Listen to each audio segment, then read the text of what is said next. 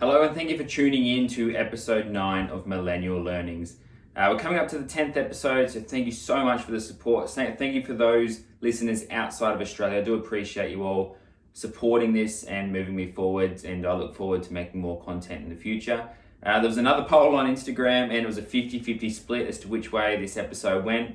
So I've made the decision to finalize the property section of this podcast and discuss equity.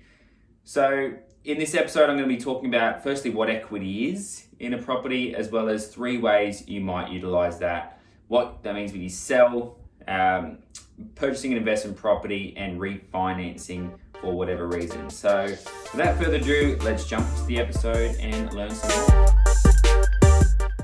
So property equity, okay? So property equity is built firstly by A, paying down your loan, and 2, the market reacting to renovations, or just in general, the market rising and your property value increasing. So the equity is the difference between what the market says it's worth, or in many cases what the bank valuers say it's worth, and what you owe on the property. So for example, if you had a property that you owed say $590,000 on, the bank values it at $690,000, you've got $100,000 of equity in the home. I think I got the maths right. I'm pretty sure I said 590 owed in the beginning. Apologies if I got that wrong and I said the different number at the start. That's just my brain and how it works. But $100,000 in equity. Okay, so what does that mean? You can break that down into a percentage. I won't do the maths because, as we found out, that's not my strong suit. But that'll give you a percentage of what your equity is, and you can then use that equity for certain things. And there's obviously a multitude of different ways you can do it. But I'm going to talk about the things that I know, because that's what I'm here to do. I'm going to talk to you about things that I have learned to where I am now that you might find interesting and might assist you in your position. So let's talk about selling your home, okay? And I want to clarify one thing here, is that a home's value to a bank valuer is very different to the home value that you'll get from a real estate agent, or that you'll actually end up selling for in the market. So to determine which way you prefer to go, I highly recommend discussing with both. Okay, so I'm a real estate agent myself. We have our own ways of selling properties, building emotion, and getting more money than what the market says it's worth. That's our job. And then you've got bank valuers. So there's a support mechanism in for them. There's a risk factor that they've got to take into consideration, and they just work on numbers. Okay, and their job isn't to give you the biggest valuation they can think of. It's to give you what they believe the market is saying according to previous sales similar to yours in the area.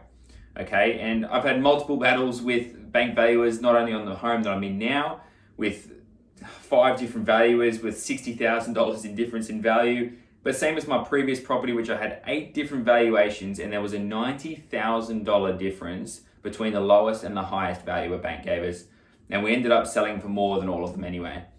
So keep that in mind, because that'll adjust which way you go. But if you were to sell, and let's say the bank's valuing it at $690,000, the real estate agent or the property market, in fact, says that if you build enough emotion, you should be able to sell that home for $730,000, okay? So in the back of your mind, you're thinking, well, I owe $590, there's $140,000. Take out, say, $15,000 of commissions, take out another $5,000 or $6,000 in fees and moving fees and stuff like that. And you're probably left with, $120,000 maybe in cash afterwards. And then from there, you do with what you want. From there, you can go and purchase another home, you can go and invest in a business, or whatever you're doing, whatever reason you're selling. Obviously, everyone's got their own purpose for it. Now, thinking about that, and then thinking about purchasing an investment property, okay? So if you know that the bank is only giving you $690,000, which is $40,000 less than what the actual market is probably worth, and you owe $590,000, you've got $100,000, okay? So in order to purchase an investment property in Australia, the general rules is that you must have an 80% deposit in order to purchase an investment property. And you can utilize that $100,000 with that. So assuming that you meet the terms and requirements to refinance your home, you are able to purchase a home utilizing X amount of dollars, as long as it adds up to 20% of the future purchase. So the other property you're looking at is investment property. You'll be able to use your own home, so the house you're living in now that is valued at $690,000, as collateral. And you can purchase another home without putting a deposit down. I use quotations, and for those listening on the podcast, I did quotations with my fingers.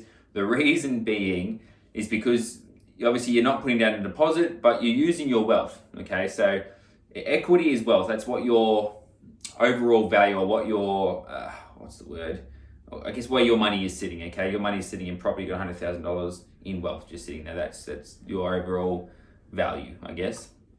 So although you're not putting cash out of your pocket, you're putting cash out of your future onto this other property for good reasons, because obviously two properties will build, it's a whole other conversation, but you just got to keep in mind that that's how it works. So what collateral means is that if that investment property that you've just purchased, which is collateral to the $690,000 home you own, ever goes under, you miss payments, things go really sour, they're going to come after this home. They're going to come after your home, and it's probably going to affect your first home. And if they can't get enough money, and there's lots of different legal battles, and obviously try not to get into too much, but before you decide to do it, just make sure you speak to the right legal team and make sure it's the right move for you by doing it. I am a big believer in doing this, and I've read a million books, and I'd love to recommend a few. Just send me a DM and I'll talk to you about some where people have done this well, and they've managed to build enough equity in a home where they've bought a few different properties using that one house. What happens is over time, those rental properties are being paid off by the tenants. Okay, that's the whole point of investing. You're building equity in those 3 homes. You're then able to sell 2 of those homes, for example, which might hopefully help pay off the other investment property. You can then use that investment property, separate it from your first one, and use that one to buy another home and increase your portfolio that way. That is a very technical way of thinking about investing, but just remember that equity is so important. That's why in my episode 7, I spoke about utilizing principal and interest loans, and that's going to build equity the fastest way, not just relying on the market. If you haven't listened to episode 7, go back and have a quick listen and find out what that means and how that builds equity for you. If there's any further questions about that particular topic, I'd love to get into an in-depth conversation. I think for this platform is a lot of technicalities that is pretty hard to discuss and to listen to. I guess it's not the most interesting topic to listen to, but in conversation, I think it'd be very, very important for you guys to know.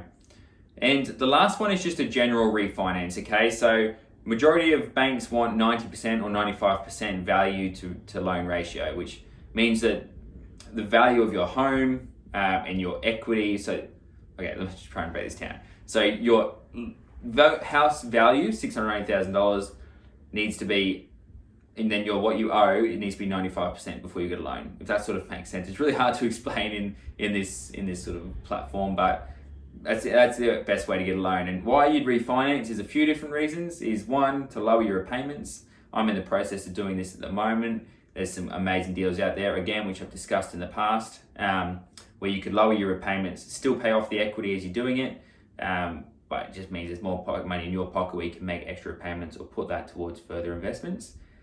You could also look at doing renovations. So many people who've built a bunch of equity in the house, you've paid it off, it's getting to 5-10 years old, it's ready to spruce it up a bit. You can then refinance the home, take out X amount of dollars that the bank will lend you, and you can then use that to renovate, which will, again, obviously increase the value of your home. I've seen people use this for purchasing cars. I'll talk about this at another date, but it is a really good way of purchasing a vehicle. The interest rate's low, but there's a tactic to it that will work in your favor versus a regular car loan. You could use it for so many different things, paying off a wedding. There's many different ways you can use that, but you have to have the equity to do it. That's probably, it's a nice, short, sweet episode. I've been speaking to a few guys that have spoken about property equity and getting equity loans and lots of different technical things that I'm not an expert in. I'm not going to talk about it unless I know about it. So I'm a big believer in building equity in your home, because one day you're going to retire. In 30 years, the house that you paid $580,000 for, but really you made to put $50,000 into it, and you're just paying a loan, which is the same as paying rent, but it's putting money back in your pocket for retirement. That house could be worth $700,000, $800,000, $900,000, $1 million when you retire.